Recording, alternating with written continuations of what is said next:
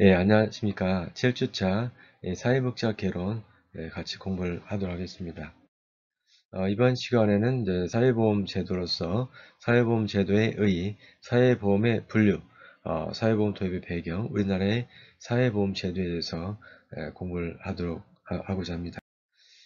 사회보험이라고 하는 것은 영리 경제의 목적을 추구하지 않는다 하여도 역시 자본주의 경제 발전에 따라서 성장 발달해 왔는데요. 다시 말하면 자본주의 경제 고도화에 따라서 근로자 계층의 경제 생활을 보장, 확보하기 위해서 실시된 사회보험은 생활 위험의 증대됨에 따라서 그 대상과 범위를 확장하였고 임금 생활자의 수에 증가하는 동시에 사회보험의 규모를 확대시켜 왔습니다. 자본주의 경제 성장 과정에서 민영보험과 사회보험은 처음에 각각 다른 목적에 출발하여 다른 주체에서 운영되어 왔으나 사회보험의 범위가 확대됨에 따라서 민영보험의 원리와 기술을 제한적으로 도입할 필요가 있었습니다. 사회보험 제도는 국가 및 사회가 책임을 지고 국민 생활을 위협하는 여러 가지 생활의 위험이나 경제적 불안정으로부터 국민 개개인을 제도적으로 보호하는 것입니다. 따라서 사회보험은 국민 생활 여건의 악화 요인을 예방하고 제거함으로써 사회적 경제적 불평등을 최소화하고 형평과 안정, 능률을 증대시키는 데 그 목적이 있습니다. 우리나라는 1995년 7월부터 고용보험의 실시로 연금보험, 의료보험, 산재보험과 함께 4대 보험체계가 구축이 되었습니다. 사회보험 관련 부처는 5개 부처가 관련되어 있고 관리공단도 5개 기관이 이르는 등 보험료를 목표로 대상 집단 근거법령 보험 운영의 형태 집행기관이 다원화되었습니다. 그리고 2008년 7월부터 공적노인 장기요양보험제도가 전면 실시됨에 따라서 5대 보험 체계가 이루어짐으로써 복지국가의 면모를 갖추게 되었습니다. 일반적으로 사회보험제도의 관리 운영 방식은 일원형과 분립형으로 구분해 볼 수가 있습니다. 일원형이라는 것은 사회보험 관리 운영을 하나의 관리 운영 체계 하에서 노령, 질병, 재해, 질업 등 각종 사회적 위험을 일괄적으로 관리하는 방식으로서 영국의 그 대표적인 예라고 할 수가 있겠습니다. 두 번째 사회보험의 분류는 분립형이란 사회보험이 관리하는 각종 위험을 보장 기능별로 혹은 직능별 및 지역별로 분리하여 관리하는 형태로 독일이 그 대표적인 예라고 할 수 있겠습니다. 우리나라는 독일의 유형과 유사하게 기능별 분리과 관리 방식을 취하고 있으며 다만 연금보험을 직능별로 의료보험을 직능별 및 지역별로 분리하여 관리하고 있습니다. 그래서 의료보험, 국민연금, 산재보험, 고용보험 이것을 표로 정리하면 다음 같은데 어, 내용을 좀 살펴보시면서 설명을 해 나가겠습니다. 다음은 사회보험 도입의 그 배경을 살펴보면 19세기에 접어들어서 유럽의 많은 국가들이 앞다투어서 사회보험 제도를 도입하기 시작했습니다. 선진 자본국가들에게 이러한 사회보험 제도의 도입은 사회보장 역사에서 획기적인 전환을 의미하는 것입니다.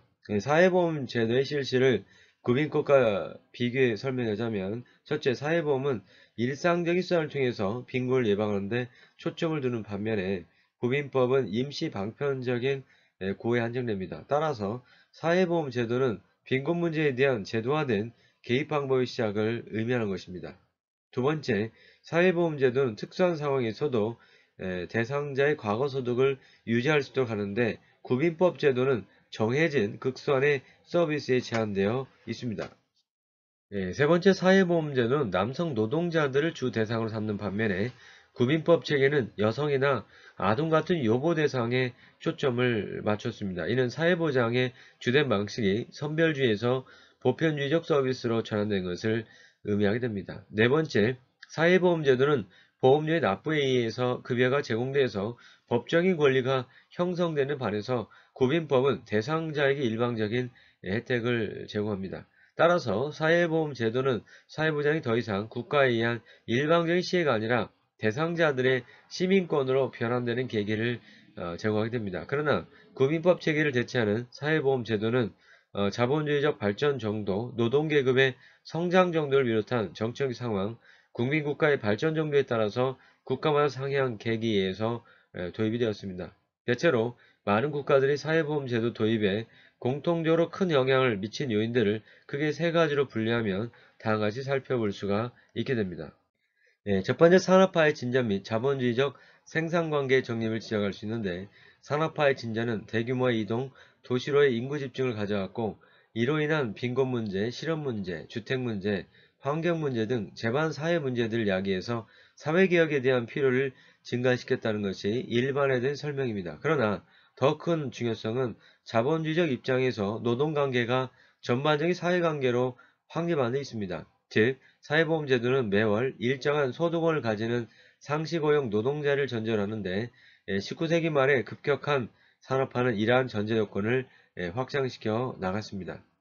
두 번째, 노동계급의 성장 역시 사회보장 제도의 성립 요인으로 자주 거론됩니다. 즉, 산업화의 진전에 의해서 크게 늘어난 자본주의적 시민들이 실질적인 정적인 힘으로 전환하기 위해서는 보통 선거제도가 전제되어야 합니다. 남성들에 대한 보통 선거권은 19세기 중반 이후 점차 확대되어 왔는데, 또한 차티스트 운동을 비롯한 노동계급의 재반투쟁의 결과되어 있습니다. 이는 결국 사회보험 프로그램의 확대에 큰 영향을 주게 됩니다. 세 번째, 국민들의 생활에 위기가 발생했을 때 국가가 위기관리자로 등장하였다는 것이며, 이는 주기적으로 자본주의를 엄습하는 공황의 영향이 매우 컸다고 볼 수가 있겠습니다. 네 번째, 우리나라의 사회보험제도를 보면은 또 국민연금은 공적연금 제도의 하나로서 우리나라에서 시행되고 있는 공적연금제도는 전 국민을 대상으로 하는 국민연금과 공무원연금, 군인연금, 사립학교 교직원 연금이라고 하는 특수직업계층을 대상으로 하는 특수직연금제도로 구분되어 있습니다.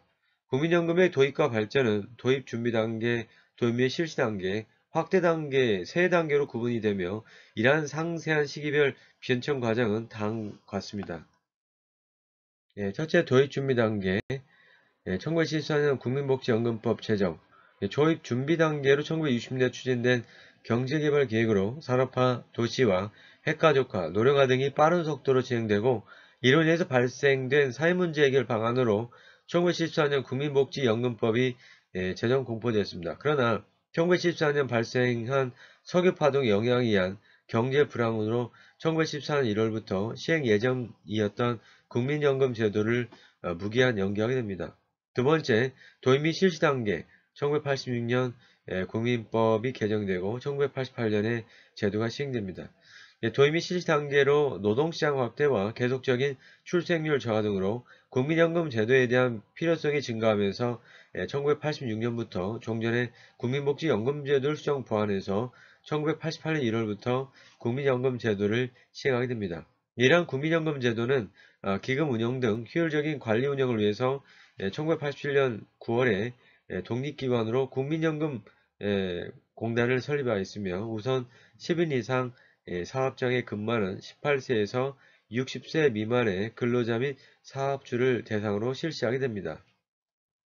세 번째, 확대 단계로서 1988년 10인 이상 사업장을 중심으로 추진되었던 국민연금 제도는 1992년 소득보장 혜택이 더욱 절실한 5인 이상 사업장으로 당연 적용 대상을 확대하였으며, 1995년에는 신경제 5개년 계획 및 WTO 체제 하에 농어촌 발전 대책의 일환으로 농어촌 지역에까지 국민연금 제도를 확대하였고, 1999년 4월 도시지역까지 국민연금 제도를 실시함으로써 전 국민연금 제도가 열리게 되었습니다.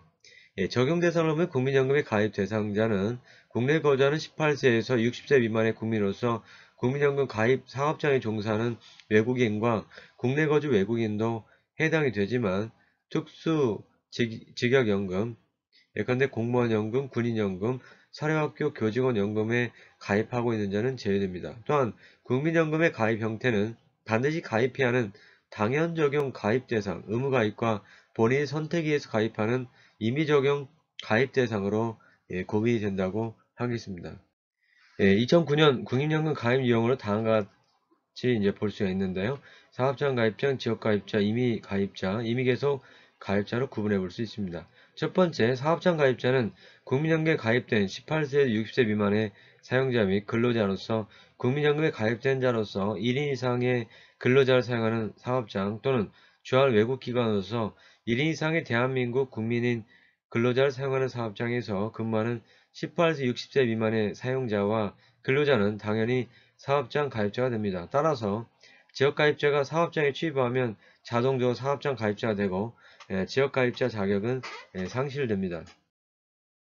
두 번째, 지역가입자는 국내에 거주하는 18세에서 60세 미만의 국민으로서 사업장 가입자가 아닌 자는 당연히 지역가입자가 됩니다. 단, 다른 공적연금에서 퇴직연금, 일시금, 장애연금을 받는 퇴직연금 등 수급권자, 국민적 생활보장법에 의한 수급자, 소득활동에 종사하지 않은 사업장 가입자 등의 배우자 및 보험료를 납부하는 사실이 없고 소득활동에 종사하지 않은 27세 미만인 자는 지역가입자가 될 수가 없습니다. 세 번째, 임의가입자는 사업장 가입자와 지역가입자가 될 수 없는 사람도 60세 이전에 본인의 희망에 의해서 가입 신청을 하면 임의가입자가 될 수가 있습니다. 다시 말하면 다른 공적연금에서 퇴직연금, 일시금, 장애연금 등 수급권자, 국민적 생활보장법에 의한 수급권자, 소득활동에 종사하지 않는 사업장 가입자 등의 배우자 및 보험료를 납부한 사실이 없고 소득활동에 종사하지 않는 27세 미만의 자는 가입을 희망한 경우 이미 가입자가 될 수가 있겠습니다. 네 번째는 임의계속 가입자는 가입기간이 20년 미만인 가입자가 60세가 되어 국민연금 가입 자격을 상실하였으나 가입기간이 부족하여 연금을 받지 못하거나 가입기간을 연장하여 더 많은 연금을 받고자 원할 경우 65세에 달할 때까지 신청에 의해서 임의계속 가입자가 될 수 있습니다. 세 번째 급여 종류를 보면은 국민연금은 나이가 들거나 장애 또는 사망으로 인해서 소득이 감소할 경우 일정한 급여를 지급하여 소득을 보장한 사회보험으로 지급을 받게 됩니다. 급여의 종류로서는 국민연금의 기초가 되며 노후소득 보장을 위한 급여인 노령연금, 장애로 인한 소득 감소에 대비한 급여인 장애연금, 가입자의 사망으로 인한 유족의 생계보호를 위한 급여인 유족연금, 연금을 받지 못하거나 더 이상 가입할 수 없는 경우에 반환일시금, 유족연금 또는 반환일시금을 받지 못할 경우 장제보조적, 보상적 성격으로 지급하는 급여인 사망일시금이 있으며 자세한 내용은 다음과 같습니다.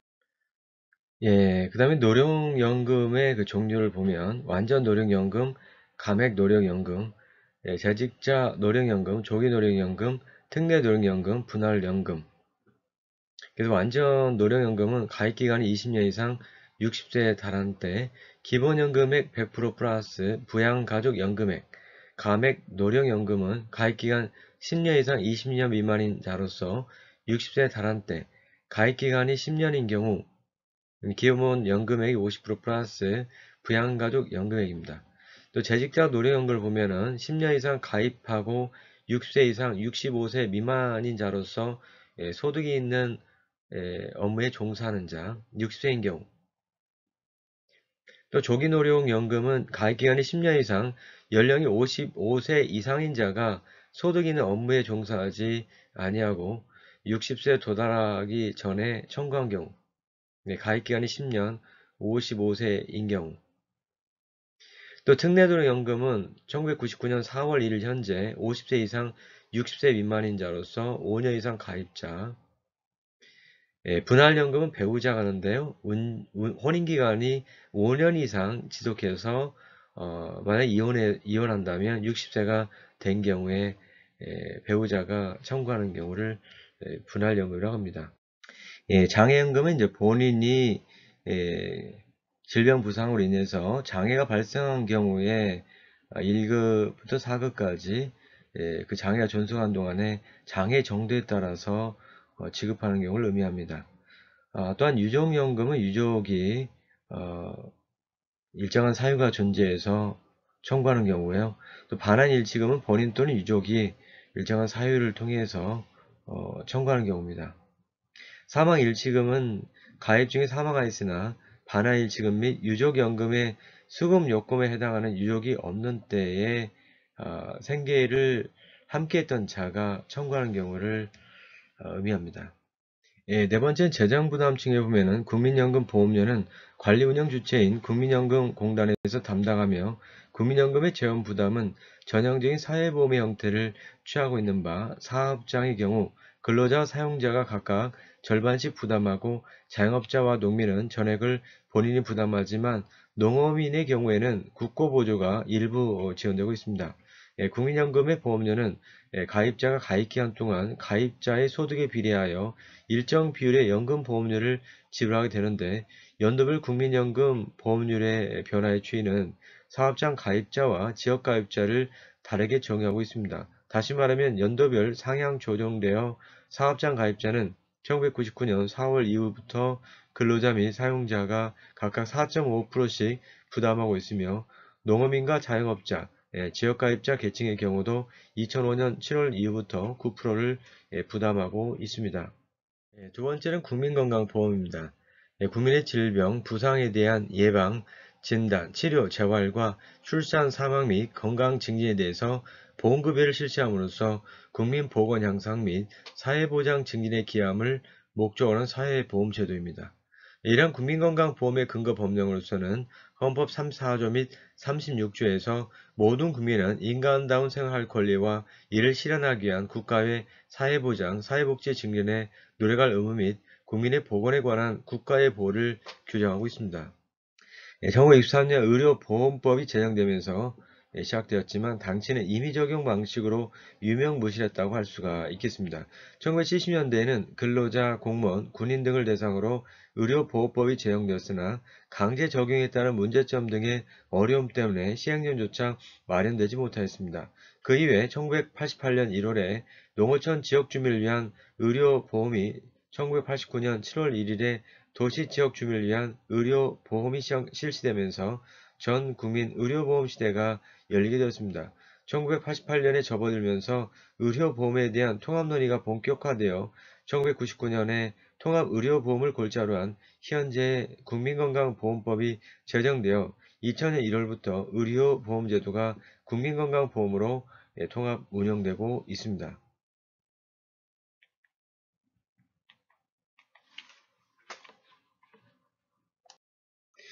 적용 대상을 살펴보면요. 국민건강보험의 적용 대상은 국내에 거주하는 전 국민으로서 국민건강보험은 직장가입자와 지역가입자로 적용 대상자를 구분하고 있으나 공공부조인 의료급여 대상자는 따로 법에 정하고 있기 때문에 여기서는 제외됩니다. 직장가입자는 상시 1인 이상 사업장의 근로자와 그 사용자, 공무원 및 사립학교 교직원으로 임용 또는 채용된 자입니다. 또한 직장가입자의 피부양자는 배우자, 직계존속, 즉 배우자, 직계존속까지 포함하고요. 직계비속, 배우자의 직계비속을 포함합니다. 형제, 자매 등 직장가입자에 의해서 주로 생계를 유지하는 자로서 소득 또는 보수가 없는 자가 피부양자가 됩니다. 다시 말해 피부양자는 피보험자와 친족관계 및 생계유지 관계에 있어야 하는 두 가지 조건을 충족시켜야 하는데요. 그리고 지역가입자는 직장가입자와 그 피부양자를 제외한 농업 종사자 및 도시 자영업자입니다. 다음 표에 보면 국민건강보험의 가입자 구분이 나와 있습니다. 구분은 가입자와 이제 피부양자의 그 범주가 소개가 되어 있고요. 또한 이제 직장가입자와 지역가입자에 대한 범주가 소개되어 있습니다. 이 가입자는 일반 근로자 사업장을 대상으로 보면 상시 1인 이상의 근로자를 사용한 사업장에 고용된 근로자와 그 사용자를 대상하고 공교사업장 공무원 및 교직원으로 임용 또는 채용된 자, 이에 대한 이제 피부양자는 직장가입자의 배우자, 직장가입자의 직계존속, 직장가입자의 직계비속 및 배우자, 직장가입자의 형제, 자매, 그 다음에 지역가입자는 직장가입자와 그 피부양자 및 의료보호 대상자를 제외한 자, 어업 종사자 및 도시 자영업자를 그 대상으로 합니다.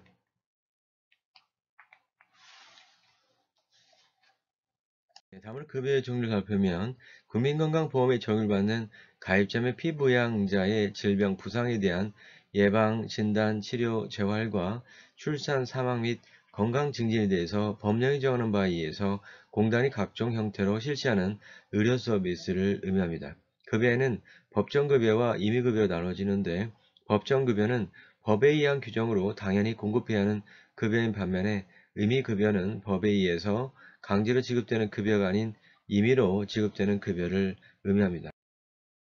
예, 실제로 지급이 이루어지는 국민건강보험의 현물급여와 현금급여는 다음과 같이 그 종류 및 내용이 자세히 기술되어 있습니다. 다시 말하면 현물급여는 질병, 부상, 분만 시에 지정된 요양기관에서 직접적인 의료 서비스를 받는 것으로 요양급여, 분만급여, 건강진단 등이 있습니다. 또한 현금급여는 긴급, 기타, 부득이한 사유로 인해서 지정된 요양기관 이외의 의료기관이나 약국에서 진료를 받았을 경우 요양급여에 상당하는 금액을 지급받는 것으로 요양비, 출산비, 장애인 보장구 급여비, 장제비, 본인 부담액, 보상금 등이 이에 포함된다고 보겠습니다. 예, 현물급여의 종류는 요양급여, 분만급여, 건강진단 나눌 수 있고요.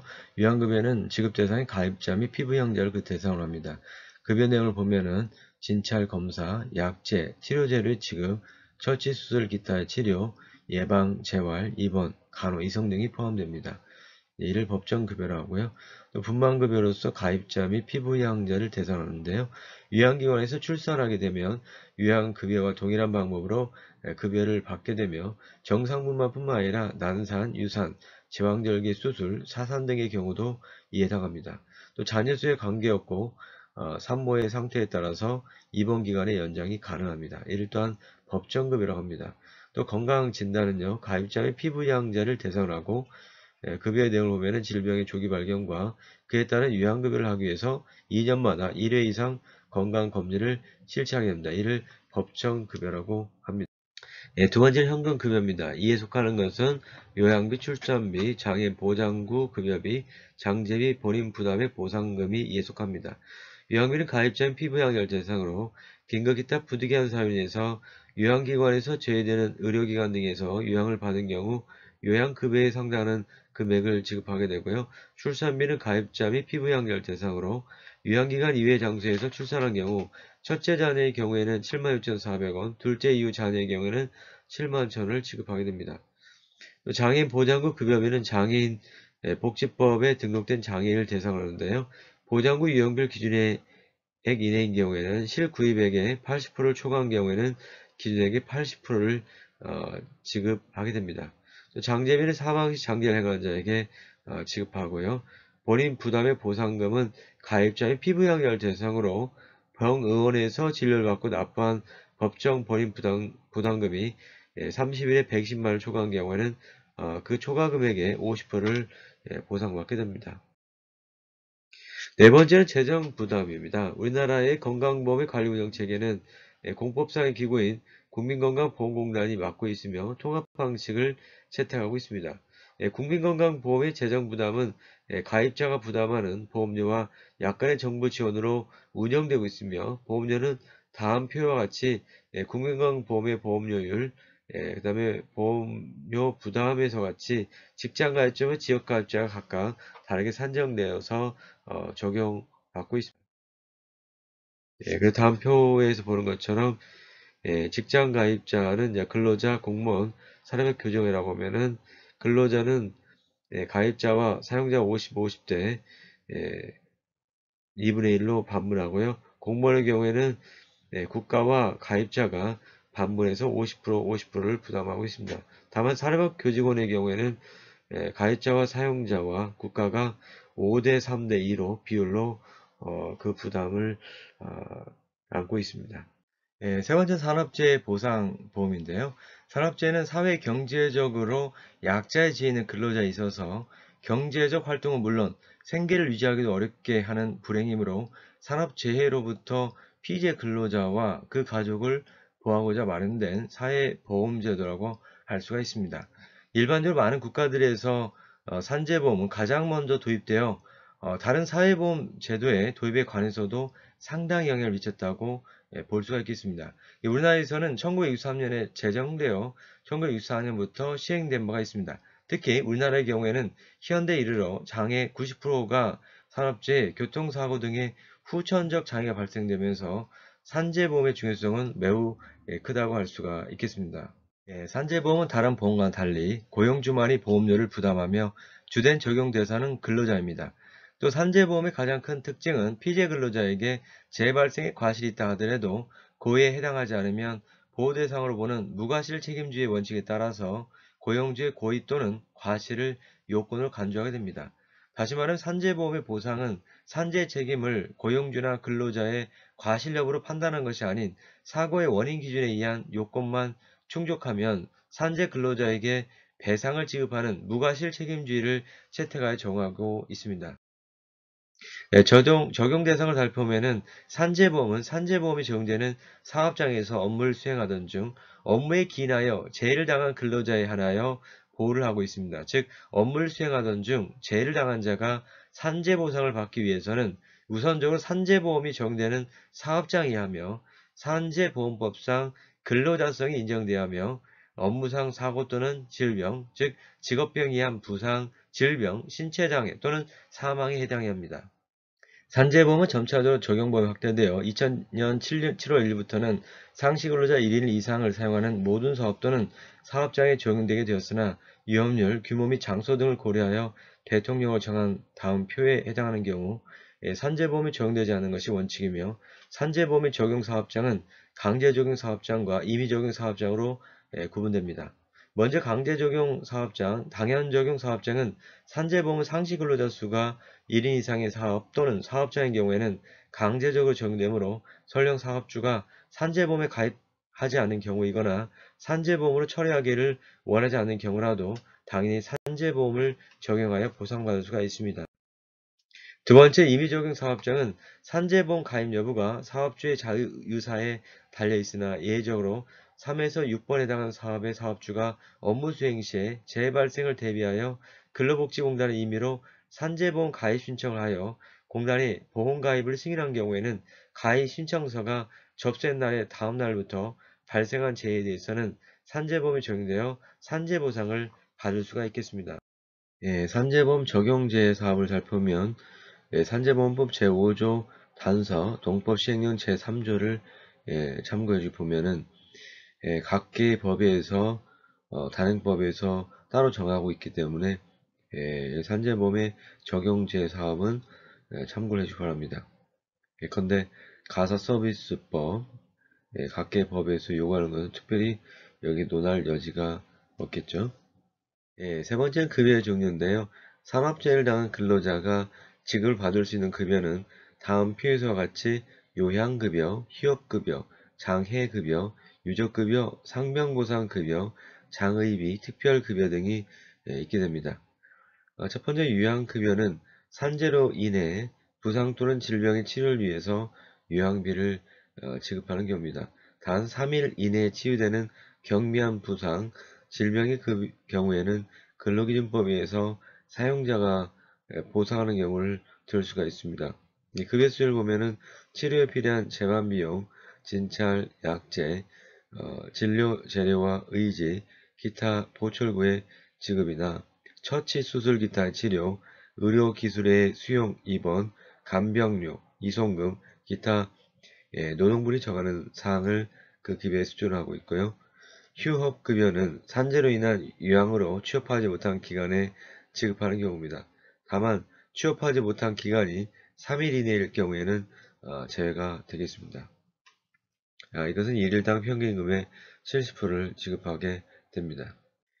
다음으로 장해급여입니다. 산재로 인한 부상, 질병 후 장애가 남아있는 경우에 이게 1급부터 14급까지 지급을 받게 되고요. 간병급여는 요양급여를 받는 자가 상시 또는 수시로 간병이 필요하여 실제 간병을 받는 경우에 지급을 받게 됩니다. 유족급여는 재해근로자가 사망한 경우에 지급받게 되고요. 장의비는 재해근로자가 사망한 경우, 상병보상연금은 2년 이상 장기요양을 하는 재해근로자가 폐질자로 판정된 경우 휴업급여 대신 지급받는 경우를 상병보상연금이라고 하며, 특별급여는 보험가입자의 고의, 과실로 인해서 재해시에 민사배상에 가름해서 유족특별급여와 장해특별급여 형태로 지급을 받게 됩니다. 다음은 이제 재정부담 측면에 보면은 산재보험은 당초에 노동부가 관리 운영했지만 1995년에 고용보험을 실시하면서 산재보험의 정책 업무와 집행 업무로 구분하여 보험료의 결정, 보험급여 수준의 결정 등의 정책 업무는 노동부에서 담당하게 되고 보험료의 징수, 보험급여의 지급 등 집행 업무는 노동부 산하 근로복지공단이 담당하고 있었습니다. 다시 말하면은 산재 근로자와 그 가족의 생활을 보장하기 위해서 국가가 책임을 지는 의무 강제보험으로서 사용자의 재해보상 책임을 보장하기 위해서 사용자로부터만 소정의 보험료를 전액 징수하여 그 재원으로 사업주를 대신하여 장애를 입은 산재 근로자에게 보상해주는 제도를 의미합니다. 또한 보험료는 사업장 재해 발생 위험도에 따라서 차등부담 원칙에 의거해서 보험료는 당해 보험연도의 임금 총액에 사업진단별 보험료율을 곱해서 산출하게 됩니다. 예, 산재보험료율은 보험가입자의 보험료 부담과 직결되는 것으로 보험료 부담의 공평성 확보를 위해서 매년 9월 30일 현재 과거 3년간의 임금 총액에 대한 보험급여 총액의 비율을 기초로 재해 발생의 위험성에 따라서 분류된 사업진단 업종별로 보험료율을 세분화해서 적용하게 됩니다. 네 번째는 고용보험 제도인데요. 고용보험은 근로자가 실직가 있을 경우에 실직 근로자 및 그 가정의 생활안전과 재취업을 촉진하는 사회보험 제도라고 할 수가 있습니다. 이러한 고용보험은 실업의 예방, 고용 촉진 및 근로자의 직업 능력의 개발 향상을 도모하고 국가의 직업지도, 직업소개 기능을 강화하며 근로자가 실업하였을 경우에 생활에 필요한 급여를 실시함으로써 근로자의 생활안전과 구직활동을 촉진하여 경제 사회 발전에 이바지함을 그 목적으로 한다고 보겠습니다. 우리나라는 1991년 8월에 1980년 초에 경험했던 높은 실업률로 인해서 실업보험의 필요성이 제기되자 제7자 경제사회 발전 계획 후반 중에서 고용보험을 도입하기로 결정한 바가 있습니다. 1993년 12월에 고용보험법을 제정하고 1995년 7월에 고용보험이 시행되었으며 1998년 10월부터는 1인 이상 전 사업장으로 고용보험 적용이 확대 적용하여 모든 사업자가 의무적으로 가입하게 되었습니다. 아래 그림처럼 고용보험 모형은 전통적 의미에서의 실업보험 사업과 고용안정사업, 직업능력 개발 사업을 포함하여서 전체적인 우리나라의 고용보험 사업체계다 이렇게 얘기할 수가 있겠습니다. 적용 대상으로는 고용보험은 1998년 10월 1일부터 1인 이상의 근로자가 있는 사업주는 의무적으로 고용보험에 가입하여야 하며 1인 이상의 근로자를 고용하는 사업 및 사업장을 대상으로 적용하게 되고 연도별로 다음 표에처럼 고용보험 적용 대상 확대 현상은 상세히 보여주고 있습니다. 그러나 적용 제외 대상으로 사업의 규모 및 산업별 특성을 고려해서 사업장 및 피보험자 관리가 매우 어렵다고 판단되는 일부 사업에 대해서 적용을 제외하게 됩니다. 다시 말하면 농업, 임업, 어업, 수료업 중 법인이 아닌 자가 상시 근로자 4인 이하를 고용한 사업. 두 번째, 총 공사 금액이 매년 노동장관이 고시하는 금액 2천만 원 미만인 건설공사. 세 번째, 가사 서비스업이 이에 해당한다고 봅니다. 고용보험은 산재보험 같이 적용 대상에 따라서 일반적인 당연 적용 사업과 적용 제외 대상업의 임의가입 사업으로 구분이 됩니다. 첫 번째 당연 적용 사업은 사업이 개시되거나 사업의 적용 요건을 충족하게 되었을 때 사업주 또는 근로자의 의사와 관계없이 자동적으로 보험관계가 성립되는 것을 의미하고, 두 번째 임의가입 사업은 고용보험법의 의무 적용을 받지 아니한 사업으로 고용보험 가입 여부가 사업주의 자유의사에 위임되어 있는 사업을 의미합니다. 이 경우에 사업주는 근로자 과반수 이상의 동의를 얻어 고용보험 가입 신청서를 관할 근로복지공단에 제출되어 승인을 받아야 가입할 수 있지만 실업급여에 한해서 가입할 수는 없겠습니다. 그 다음 급여의 종류는 다음과 같처럼 크게 고용안정 직업능력 개발 사업과 실업급여로 나누게 됩니다. 예, 그래서 개인이 혜택을 받을 수 있는 지원 서비스로는 재직근로자 훈련 지원, 실업자 훈련 지원, 실업급여, 육아 휴직급여, 산전 후 휴가급여가 있습니다.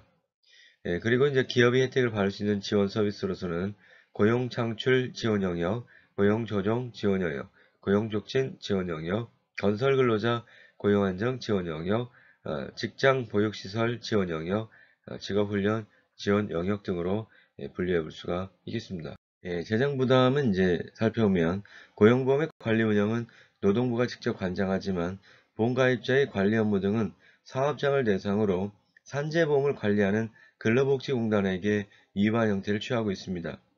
예, 고용보험과 산재보험은 모두 사업장을 대상으로 한 사회보험이므로 노동부, 고용지원센터와 근로복지공단의 협력은 필수적인 것으로 고용보험과 관련한 담당 기관의 업무 구분을 살펴보면 다음과 같습니다.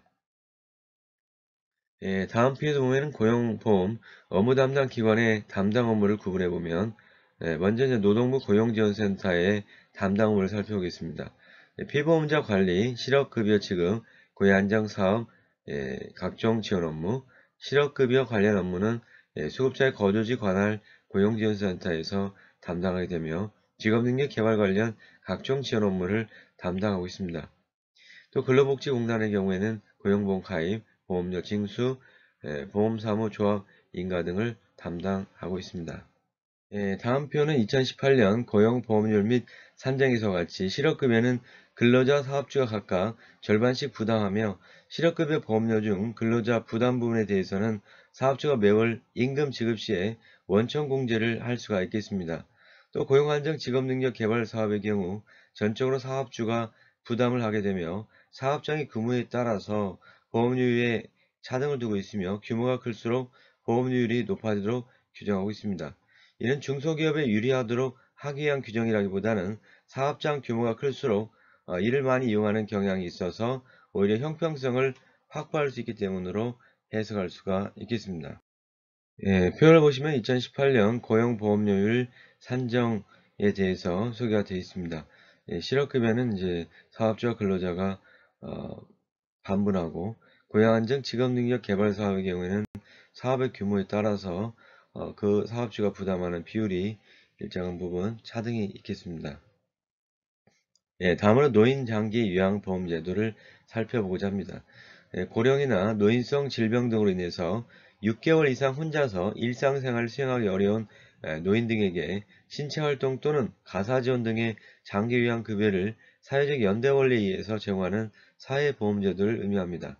예, 노인장기요양보험제도는 수급자에게 배설, 목욕, 식사, 취사, 조리, 세탁, 청소, 간호, 진료의 보조 또는 요양상의 상담 등을 다양한 방식으로 장기요양급여를 제공하며 이미 오래전부터 고령화 현상을 겪고 있는 선진국들은 우리나라보다 앞서 다양한 방식으로 장기요양 서비스를 제공 중에 있겠습니다. 노인장기요양보험법 1조에서는 이 법은 고령이나 노인성 질병 등의 사유로 일상생활을 혼자 수행하기 어려운 노인 등에게 제공하는 신체활동 또는 가사활동 지원 등의 장기요양급여에 관한 사항을 규정해서 노후의 건강 증진 및 생활 안정을 도모하고 그 가족의 부담을 덜어줌으로써 국민의 삶의 질을 향상하도록 한다고 규정하고 있습니다. 2007년 4월 2일 노인장기요양보험법이 국회 본회의를 사실상 만장일치로 통과 이후에 4월 27일 공포됨으로써 2008년 7월 1일부터 이른바 노인장기요양보험제도가 시행되었습니다. 노인장기요양보험제도는 그간 가족의 영역에 맡겨져 왔던 치매나 중풍 등 노인에 대한 장기간에 걸친 간병, 장기 요양의 문제를 사회적 연대 원리에 따라서 국가와 사회가 분담하는 형태를 취하고 있습니다. 예, 노인장기요양보험제도는 노인뿐만 아니라 장기요양을 직접 담당하던 중장년층과 자녀 등 모든 세대에게 혜택을 주는 제도입니다. 노인들은 더 이상 자식들에게 부담을 주지 않고 계획적이고 전문적 장기요양 서비스를 받을 수 있어서 보다 품위 있게 노후를 보낼 수가 있게 됩니다. 장기요양을 직접 담당하던 중장년층은 정신적, 육체적, 경제적 부담에서 벗어나 경제, 사회활동에 전념할 수가 있겠습니다. 예, 자녀들은 장기요양 부담이 해소된 가정에서 더 나은 교육과 보살핌을 받을 수가 있는데요. 예, 다음에 보시면 등급 판정 기준 및 절차가 소개가 되어 있습니다.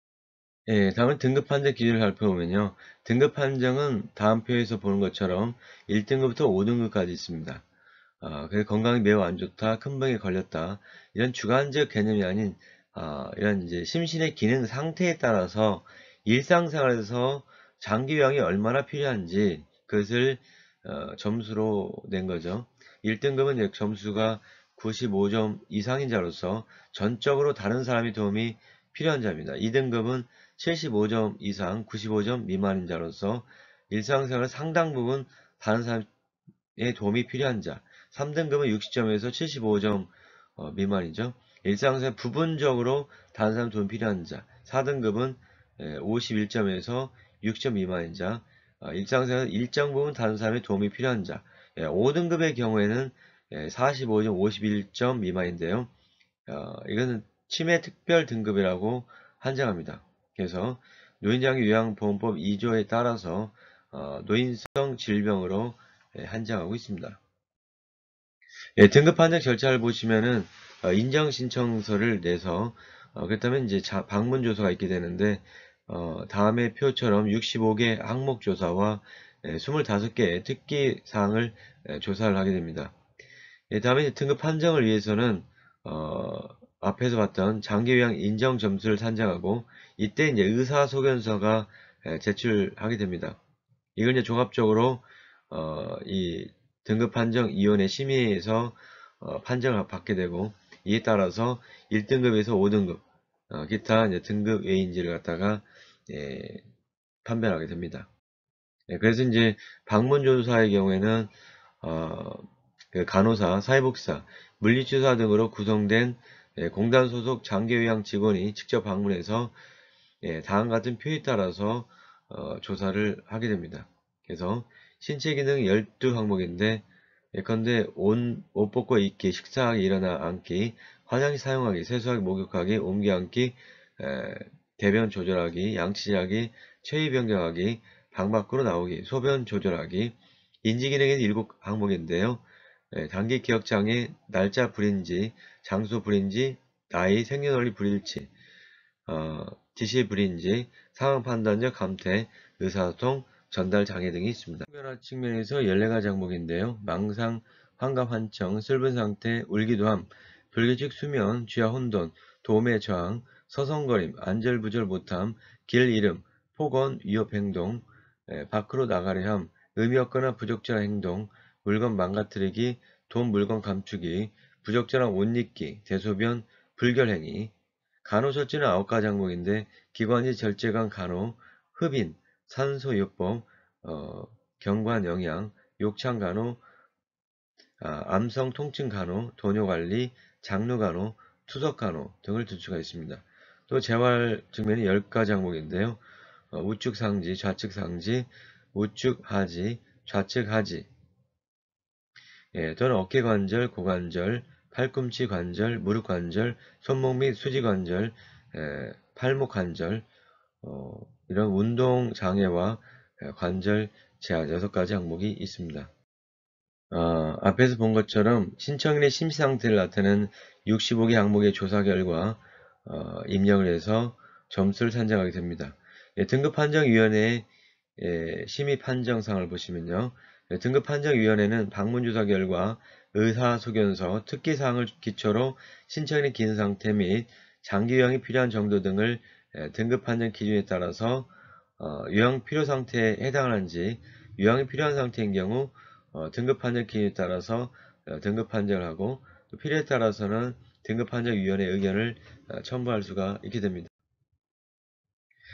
장기요양 인정 신청 절차는 앞에서 설명이 있습니다. 이 그림을 다시 한번 참고를 해주기 바랍니다. 다음으로 장기요양급여의 실시 및 급여의 종류를 살펴보고자 합니다. 장기요양 인정서가 도단 날부터 장기요양급여를 받을 수가 있게 되는데요. 다만 돌볼 가족이 없는 등 대통령을 정하는 부득이한 사유가 있는 경우에는 장기요양 인정신청서를 제출한 날로부터 장기요양 인정서가 도달된 날까지 기간 중에도 장기요양급여를 받을 수가 있습니다. 장기요양급여는 크게 재가급여, 시설급여, 특별현금급여 등으로 나눠지게 됩니다. 예, 그래서 방문요양, 방문목욕, 방문간호, 주야간 보호 형태의 재가급여가 있게 됩니다. 방문요양은 말 그대로 장기요양 요원이 수급자의 집을 방문해서 목욕, 배설, 화장실 이용, 옷 갈아입기, 머리 감기 취사, 생활품 구매, 청소, 주변 정리 등을 하는 급여를 말하고, 방문 목욕은 목욕 설비를 갖춘 차량을 이용해서 수급자의 가정을 방문해서 목욕을 제공하는 서비스를 말하고, 방문 간호는 장기요양 요원인 간호사가 의사, 한의사 또는 치과의사의 지시에 따라서 가정 등을 방문해서 간호, 진료의 보조, 요양에 관한 상담 또는 구강위생을 제공하는 급여를 의미하며, 주야간 보호는 수급자를 하루 중 일정한 시간 동안에 장기요양기관에 보호해서 신체활동 지원 및 심신기능의 유지 향상을 위한 교육, 훈련 등을 제공하는 그런 서비스를 의미합니다. 두 번째 형태는 시설급여입니다. 노인 의료복지시설, 여기에서는 노인 전문병원 제외됩니다. 노인 의료복지시설에 장기간 동안 입소해서 신체활동 지원, 심신기능 유지 향상을 위한 교육, 훈련 등을 제공하는 요양급여이고요. 세 번째 특별현금급여로서 가족요양비, 특례요양비, 요양병, 간병비가 있습니다. 가족요양비는 이런 장기요양기관이 현재 부족한 도서, 벽지에 거주하는 자, 천재지변 등으로 장기요양 급여를 실시하기 어렵다고 인정된 자, 신체, 정신, 성격 등의 사유로 가족 등이 장기요양을 받아야 한다고 인정된 자에게 지급하는 경우고요. 특례요양비는 수급자가 장기요양 기관으로 지정되지 않는 장기요양시설 등의 기관과 재가 또는 시설급여에 상당하는 장기요양 급여를 받은 경우 장기요양 급여의 비용의 일부를 지급하는 경우입니다. 세 번째, 요양병 간병비인데요.